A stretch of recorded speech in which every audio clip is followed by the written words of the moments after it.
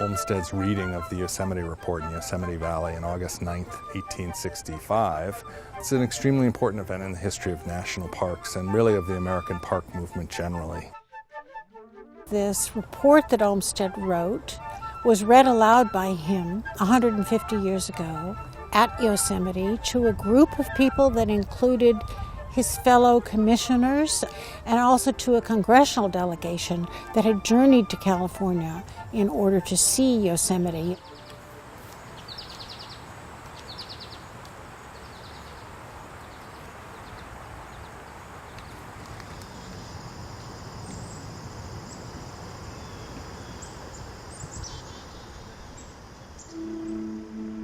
It is the will of the nation, as embodied in the Act of Congress, that this scenery shall never be private property, but that, like certain defensive points upon our coast, it shall be held solely for public purposes. It is a scientific fact that the occasional contemplation of natural scenes of an impressive character, particularly if this contemplation occurs in connection with relief from ordinary cares, change of air, and change of habits, is favorable to the health and vigor of men and women, 2015 edition. If we analyze the operation of scenes of beauty upon the mind and consider the intimate relation of the mind upon the nervous system and the whole physical economy, the reinvigoration which results from these scenes is readily comprehended. Few persons can see such scenery as the Yosemite and not be impressed by it in some slight degree. After midsummer, a light, transparent haze generally pervades the atmosphere, giving an indescribable softness and exquisite dreamy charm to the scenery. This union of the deepest sublimity with the deepest beauty of nature, not in one feature or another, not in one part or one scene or another, not any landscape that can be framed by itself, but all around and wherever the visitor goes, constitutes the Yosemite, the greatest glory of nature. The enjoyment of scenery employs the mind without fatigue, and yet exercises it, tranquilizes it, and yet enlivens it, and thus giving the effect of refreshing, rest, and invigoration to the whole system. The Yosemite report is about much more than just Yosemite Valley and the grove of big trees in Mariposa. It laid the intellectual foundation for governments to create parks, from neighborhood playgrounds to great national scenic reservations.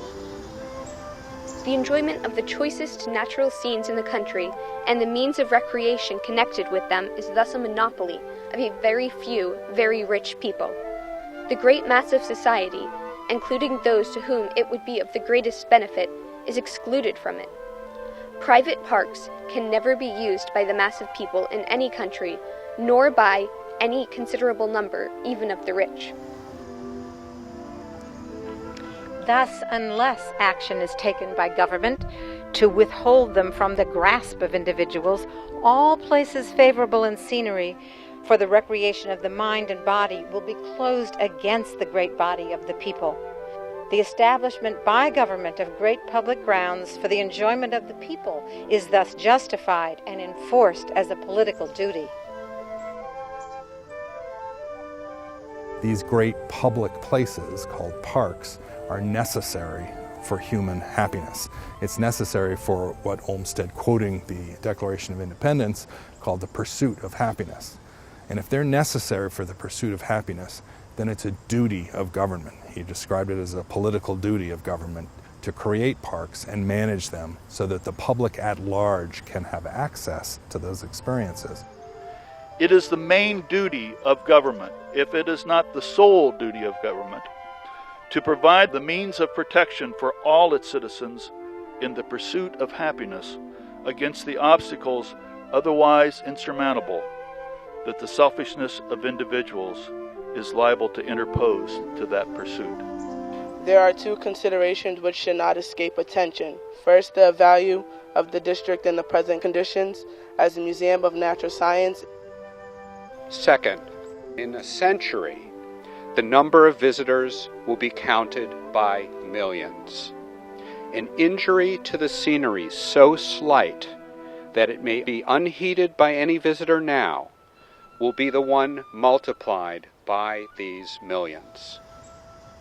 We should remember that he's writing the report at a very dramatic time during the Civil War, which had not ended yet. The American Republic was in question itself, and he was putting forward Yosemite Valley and places like it as great national parks that could cement the Union, could help establish a national identity.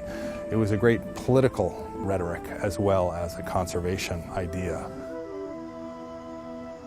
It was in accordance with views of the destiny of the New World and a duty of a Republican government that Congress enacted that the Yosemite should be held, guarded, and managed for the free use of the whole body of the people forever, and that the care of it and the hospitality of admitting strangers from all parts of the world to visit it and enjoy it freely should be a duty of dignity and be committed only to a sovereign state.